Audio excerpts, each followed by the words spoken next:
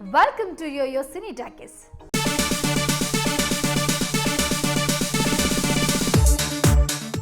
చేతులు కాలాక ఆకులు పట్టుకున్నట్లుంది character artist Surekha వాణి తీరు. చేసిందంతా చేసి ఇప్పుడు బాధపడుతుంది.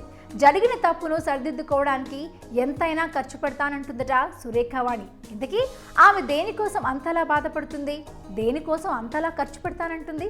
తెలుసుకోవాలంటే ఈ స్టోరీ చూసేయండి.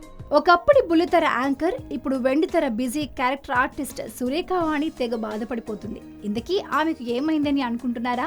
ఆ మధ్య సురేఖ కూతురుతో కలిసి కురచ దుస్తుల్లో ఓ హిందీ పాటకి మస్తుగా డాన్సులు చేసింది.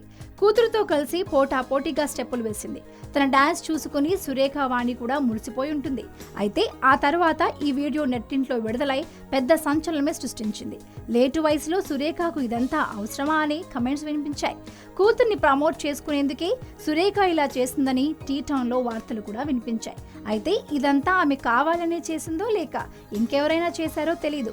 కానీ అది బయటికి వచ్చాక గానీ జరిగిన తప్పేంటో సురేఖ వాణికి అర్థం కాలేదు.